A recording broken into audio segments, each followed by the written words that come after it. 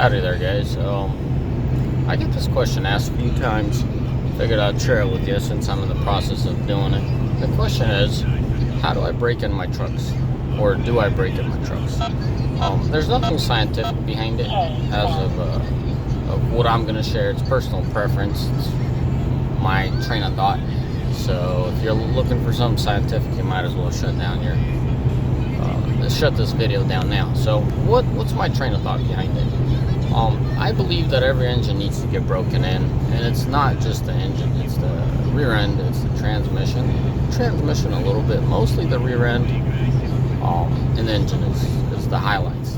It's not to exclude the other ones, but that's what I focus on. So what I'm trying to say is, as far as the engine goes, the way I break it in is, it just depends what kind of mileage it has. This truck has 452 at this point. This is the point where I start taking it mediocre, you know. And what I mean by mediocre is, here, I'll share it with you guys, is the fact that when when I take these trucks off the lot, I mean, they have 13 miles, 14 miles on them, I let them warm up, and I let them warm up well. That means quite a bit idle time. I'm not talking for hours. I'm talking about, you know, instead of jumping in the truck and hauling tail, I let the truck run for several minutes. And so everything's nice and warm, because I believe it's still breaking in. So probably from, let's say, 100, from 13 miles or whatever I picked up the truck to the first couple hundred, I take it very easy on the throttle. Okay? Very easy on the throttle. Also, if I have to travel distance, I'll change gears. It does not mean I won't let the engine rev higher. What I'm underlining is I specifically changed RPM on the engine where it changes the load. So if I'm cruising down the interstate, and you know, sometimes it requires me slowing down a little bit, but I'm fine with that. I'll drop a couple gears, you know, go from, like right now, the RPM is what, 1700, 1650. Like, I'll cruise like this for about an hour, then I'll downshift a gear, bring it up to 2 or 2100, you know, and change around the RPM. It's not to say that I do it every hour or so. It's just the first hour that I leave town on that really low mileage truck, and I'm talking about the first couple hundred miles, is I'm very careful on the throttle, and it's not like you're gonna grenade something. Sorry guys, my vision, gotta keep an eye.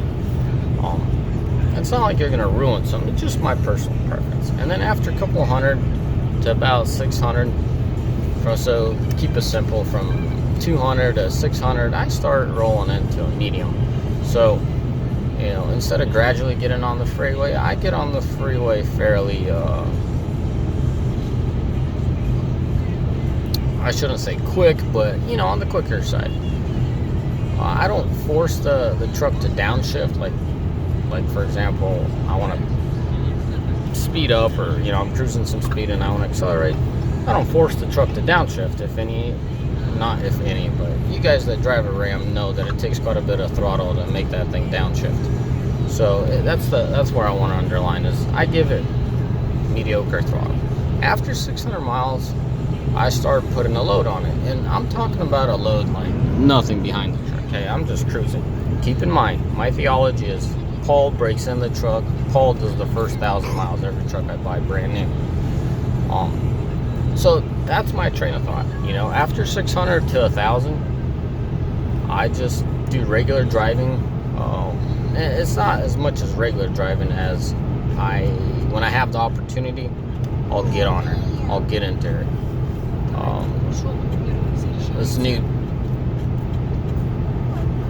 This new phrase been going on, giving it the beans, you know, not necessarily 100%, but in some cases, yes.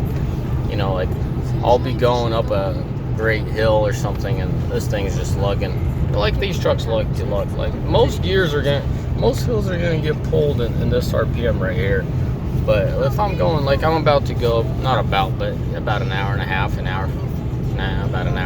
now, I'm about to go up a 10-mile hill. I forget what it's called, but I call it Columbia Hill. It's 10 miles. So in my position with having 400 or 500 miles on the truck, I'll force it to downshift. I will pull it out of 6th gear by selecting it like I'm doing. So see how it shows 6, now we're in 5th. I'll have it do 2,000 RPM. And I'll keep it there. Anytime I force the truck into a certain gear, I'll keep it there. That's what I'm saying.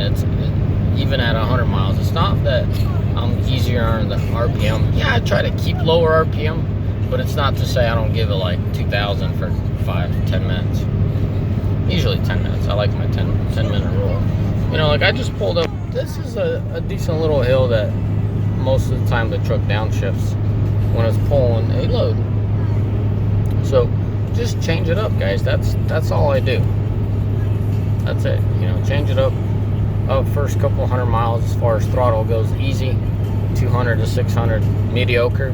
600 and up, it's just regular driving with possibility of, if I could change something up under a load like I was talking about, 10-mile hill, I will.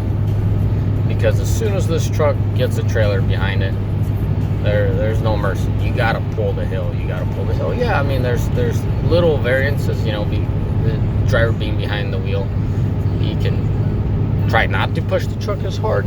Well, that's not to say that he has a whole lot of options. He still needs to pull that hill. He needs to still keep up with traffic or whatever, the flow of traffic, whatever the case may be. So that's what my theology is. That's what I believe in. And I've shared my service intervals before. The first service interval is excluded. Like this truck's gonna get an oil service at 1,000 miles. This truck is gonna get rear ends sooner. If I do rear ends at let's say I do, typically rear ends on my trucks are done at 50,000. This rear end's most likely going to get done by 30,000. If I could, I'd say shoot for that 15-20 mark. But why do I do 30? It's just, I said I don't do 30, I do it by 30. I try to do it by 30. And sometimes drivers leave for a day, sometimes a week, and sometimes longer than that. It just depends what's the case scenario. You know what I mean? I got guys that live out of town, so their home time, the truck isn't at the yard, and that kind of vice versa. So the truck gets serviced when he's coming back through town. So stuff like that, I account for all that, and that's the way I do it. Anyways, so because we're gonna be on the flats for a while now, I'll go ahead and upshift it. It just changes the load on the, I know I'm being very nitpicky here, but there's not a whole lot of difference, but still there's a difference. The load on the piston rings, the load on the walls, the way they get it broken in, just, guys, nothing scientific, just the way I feel about it. Have I rebuilt a lot of engines? No, I've rebuilt an engine. I've went into engines before, and I've seen what happens when one thing or another gets done. It's not to say that I could prove it 100%, but I have a buddy that just from day one gave his truck the beans. From day one he gave it the beans, and he has a little bit of an oil consumption problem. A little bit, nothing to complain about, but I myself excluded one vehicle from my practices. I have that dually, and I had a little bit of an oil consumption issue with that truck. I haven't had in the last year or two, I haven't had a nitpicking driver that could tell me specifically when he adds oil and if he adds oil, because a lot of times it's hit and miss. A lot of times these guys are just, whatever, like, oh, it needs oil, they'll dump oil and then they overfill the thing, and it bothers me. And I tell my shop guys not to put any oil in the truck, and a lot of times the guys come back with half a jug, like, a gallon, half a gallon being put in the oil, and I cringe because I know he didn't check the oil right. I know I've asked him, don't add oil, and he swears this thing needed oil. And what are you gonna sit there and call him an idiot? Like, no, you don't know what you're doing. So you just go by. I tell all my guys that if they ever need to add oil, not to add anything more than a quart. There's cases where and these are singular cases, but a really heavy load, non-aerodynamic, so there's weight to that load, and it works like a parachute for the truck. The truck will consume oil, and it's usually never over a quart. Oh, I do have a truck that consumes oil. I got to talk about that since we're on this topic of breaking in. So your truck pulls good, doesn't consume oil. So any truck that gets pushed hard for a while, for a good time, it will consume oil. It's the cylinder pressure going up, it's the blow-by that increases, and it just pushes it out. It blows it out. But what's normal, guys? Rule of thumb is what I'm seeing: a quart of oil for bless you, quart of oil for 10,000 miles, and that's normal. If you got to add oil sometimes, that's fine. That truck's being worked. But for the most part, most of my trucks don't get oil added to.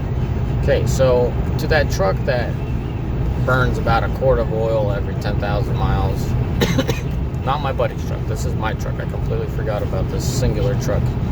This truck tends to do about a quart every so often. It's a hit and miss as far as the driver, because talking to the driver, he said he adds sometimes a quart, sometimes he doesn't.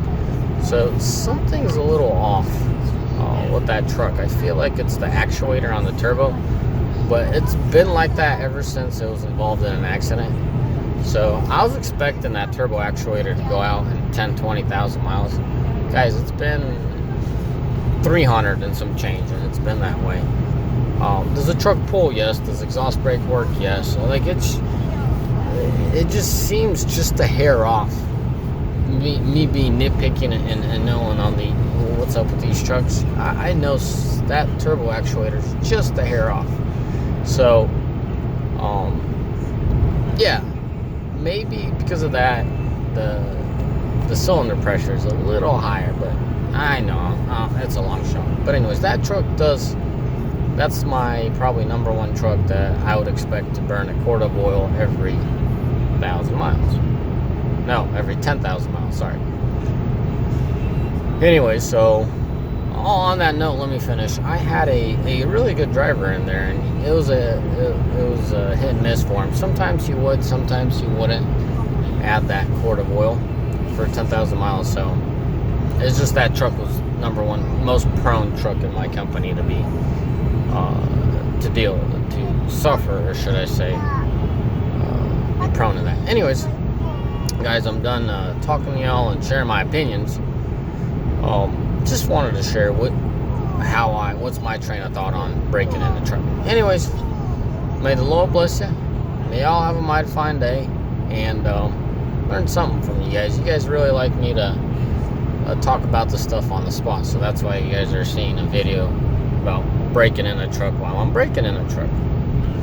Something funny, this truck was built in 8 of 18, but it's still considered a 2018. Ram will not label a 2019 Ram 3500, because technically it shouldn't be a 19, because if it was built 8 of 18, that's a 2019, the way automobile companies, label their trucks. So anyways, just wanted to throw it out there. It was really weird. I mean, it was weird for me. I thought it's a rule that they all have to oblige by, but no, they do whatever they want. It seems like it. Anyway, sorry for a little bit of the distraction. I am with my family, cruising on down to Seattle, just taking it easy for the weekend, racking on some miles on this truck. It's probably one of the easiest ways I could put in some miles. Beautiful out here. But anyways, may the Lord bless you.